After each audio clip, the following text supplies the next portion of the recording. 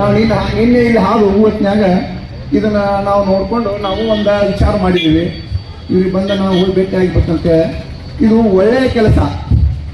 ಇದು ಭಾಳ ದಿವಸದಿಂದ ನಮ್ಮ ರಾಮದುರ್ಗ ತಾಲೂಕಕ್ಕೆ ಬೇಡಿಕೆ ಇತ್ತು, ಆದರೆ ಯಾಕೋ ಸರ್ಕಾರದವರು ಕಣ್ಣು ತೆಗೆದಿಲ್ಲ. ಇದು ರಾಮದುರ್ಗ, ಲೋಕಾಪುರದ ರಾಮದುರ್ಗ ಅಂದರೆ ಇಲ್ಲಿ ಶಬರಿ ದೇವಸ್ಥಾನವಿದೆ ಮತ್ತು ಕಾಳಿಕಮ್ಮ ದೇವಸ್ಥಾನವಿದೆ, ಸೊಗಲ ಸೋಮೇಶ್ವರವಿದೆ, ಯಲ್ಲಮ್ಮ ಇದೆ ಮತ್ತು ಇಲ್ಲೊಂದು ದಕ್ಷಿಣ ಕಾಶಿ ಅಂತ ಹೆಸರು ಪಡೆದ ಹಳೆಯ ತೊರಗಲ ಪಕ್ಕದಲ್ಲಿರುವ ಮೇಗುಂಡೇಶ್ವರ ದೇವಸ್ಥಾನ. ಇಷ್ಟು ದೇವಸ್ಥಾನಗಳ ನಮ್ಮ ರಾಮದುರ್ಗದಲ್ಲಿ ಇದ್ದರೂ ಯಾಕೆ ಸರ್ಕಾರದವರು ಮತ್ತು ನಮ್ಮ ತಾಯಿಗೆ ಯಾವುದೇ ವ್ಯಕ್ತಿಗಳು ಇದ್ರ ಬಗ್ಗೆ ಕಾಳಜಿ ತಗೊಂಡ ಈ ಹೋರಾಟ ಸಮಿತಿಯ ಯಶಸ್ವಿ ಮಾಡಿರ ಅವರ ಜೀವನ ಪರಂಪರೆ ಅಲ್ಲ, ಅವ್ರ ವಂಶ ಪರಂಪರೆ ಇಂಥವ್ರು ಮಾಡಿದ್ರು ಅಂತೇಳಿ ಅವರು ತಮ್ಮ ಇತಿಹಾಸ ಪುಟದಲ್ಲಿ ಉಳಿತೈತಿ. ಅದಕ್ಕೆ ಈ ರೈತ ಸಂಘದವರು ಅಷ್ಟೇ ಅಲ್ಲ, ಎಲ್ಲ ಸಮಾಜದವರು, ಎಲ್ಲ ಕ್ರಿಯಾ ಸಮಿತಿಯವರು, ಎಲ್ಲ ಸಂಘ ಸಂಸ್ಥೆಗಳು ಇವರಿಗೆ ಬೆಂಬಲ ಕೊಡಬೇಕು. ನಾವು ನೇಕಾರ ಪೇಟೆಯ ದೇವಾಂಗ ಸಮಾಜ, ನೇಕಾರ ಸಮಾಜದವರು ನಮ್ಮ ಬೆಂಬಲ ತೋರಿಸ್ತೀವಿ ಅಂತೇಳಿ ತಾಯಿ ಬನಶಂಕರಿಯಲ್ಲಿ ಬೇಡ್ಕೊಂಡು ನನ್ನ ಎರಡು ಮಾತು.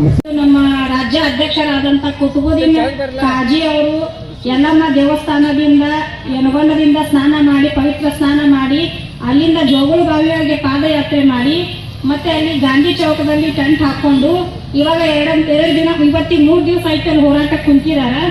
ಅದರ ಪ್ರಯುಕ್ತವಾಗಿ ರಾಮದುರ್ಗ ನಗರದಲ್ಲಿ ಕೂಡ ಇವತ್ತೆಲ್ಲರೂ ಹೋರಾಟಕ್ಕೆ ಕುಂತಿದಾರ. 2 ದಿವಸ ಆಯ್ತು ಇಲ್ಲಿ ಕುಂತು. ಮತ್ತೆ ಈ ಅಕಸ್ಮಾತ್ ಏನಾದರೂ ಇದು ನಾಳೆ ಬಜೆಟ್ ಅಲ್ಲಿ ಮಂಡನೆಯಾಗಿ ಅನುಮೋದನೆ ಮಾಡಲಿಪ್ಪ ಅಂತಂದ್ರೆ ನಾವು ಇನ್ನೂ ಉಗ್ರವಾದ ಹೋರಾಟ ಲೋಕಾಪುರ ಮತ್ತೆ ರಾಮದುರ್ಗ ನಗರದಿಂದ ಮತ್ತೆ ಸವದತ್ತಿ ನಮ್ಮ ತಾಲೂಕಿಂದ ಎಲ್ಲರೂ ಉಗ್ರವಾದ ಹೋರಾಟ ಹಮ್ಮಿಕೊಳ್ತೀವಿ. ದಯವಿಟ್ಟು ಎಲ್ಲ ನಮ್ಮ ಸಂಸದರು ಇದ್ರ ಕಡೆ ಬಹಳ ಸಮಯವನ್ನು ಕೊಟ್ಟು ಮತ್ತೆ ತಮ್ಮ ಒಂದು ಕಾಳಜಿ ಕಳಕಳಿಯಿಂದ ಇದ್ರ ಬಗ್ಗೆ ಸ್ವಲ್ಪ ಗಮನ ಹರಿಸಬೇಕಂತ ನಾನು ಕೇಳ್ಕೊತಾ ಇದ್ದೀನಿ. ನೀವೇನಾದರೂ ಈಗ ಬಜೆಟ್ನಲ್ಲಿ ನೀವು ಮಂಡನೆ ಮಾಡದೇ ಇದ್ದೆ, ಅನುಮೋದನೆ ಮಾಡದೇ ಇದ್ದರೆ ನಾವಿನ್ನೂ ಉಗ್ರವಾದ ಹೋರಾಟಕ್ಕೆ ಇಳಿತೀವಿ ಅಂತ ಹೇಳ್ತೀನಿ ನಾನು. ಅದು ಜನಾಧಿಕಾರದ ಶಕ್ತಿಯ ಪ್ರತಿನಿಧಿಗಳು. ಜನಾಧಿಕಾರವನ್ನ ಜನಸಾಮಾನ್ಯರ ಶಕ್ತಿ ಎಷ್ಟೊಂದು ಪ್ರಬಲವಾಗಿದೆ. ನೀವು ಕಬ್ಬಿಣದ ಹಳಿಗಳನ್ನು ಹಾಕಿ, ರೈಲು ಹಳಿಗಳನ್ನು ಹಾಕಿ ರೈಲನ್ನು ಈ ಮಾರ್ಗದಲ್ಲಿ ಓಡಿಸಲು ತೀರ್ಮಾನ ಮಾಡದೇ ಇದ್ರೆ ಈ ಪರೀಕ್ಷೆ ಅಂದ್ರೆ ಜನಾಧಿಕಾರ ನಿಮ್ಮನ್ನ ಅಧಿಕಾರದಿಂದ ಕೆಳಗಿಳಿಸ್ತದೆ.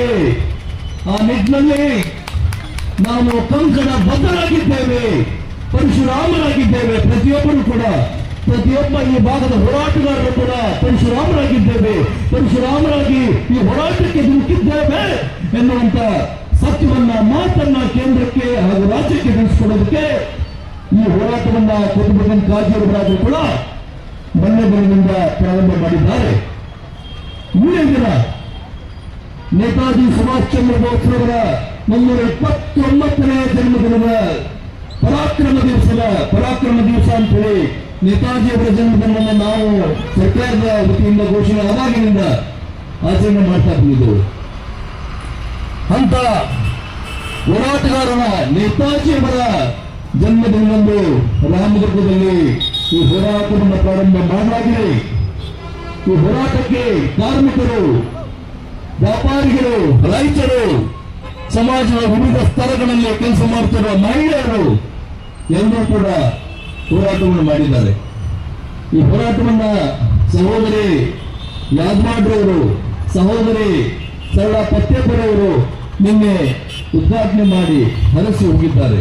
ನಾವಾದರೂ ಕೂಡ ಇಲ್ಲಿ ಸೇರಿರುವ ನೆರವಿರುವ ಎಲ್ಲ ಹೋರಾಟಗಾರರು ಇದೊಂದು ಮಾತೃಭಕ್ತಿ, ಇದೊಂದು ತಾಯಿಯ ಸೇವೆ ಅನ್ನುವಂತ ಮನೋಭಾವದಿಂದ ಹೋರಾಟಕ್ಕೆ ಧುಮುಕಿದ್ದೇವೆ. ಸಹಸಾ ಈ ಎಲ್ಲ ಇಲ್ಲೇ ನೋಡ್ರಿ, ಕಾಲುವಳ್ಳಿ ಇಂಪ್ರೂವ್ಮೆಂಟ್ ಆಯ್ತು, ಯರಗಟ್ಟಿ ಇಂಪ್ರೂವ್ಮೆಂಟ್ ಆಯ್ತು. ಇವತ್ತು ನಮ್ಮ ರಾಮದುರ್ಗ ಇಂಪ್ರೂವ್ಮೆಂಟ್ ಹಾಕುವಂದು ಯಾಕಂದ್ರೆ ಇವತ್ತು ಸಾರಿಗೆ ವ್ಯವಸ್ಥೆ ಸರಿಯಾಗಿಲ್ಲ ನಮ್ಮಲ್ಲಿ. ಯಾಕಂದ್ರೆ ಎಲ್ಲ ಕಡೆ ಸುತ್ತುಗಡೆ ಗುಡ್ಡ ಐತಿ, ಈಗ ಹತ್ತಿ ಬರಬೇಕಂದ್ರೆ ದೊಡ್ಡ ತ್ರಾಸ ಐತಿ.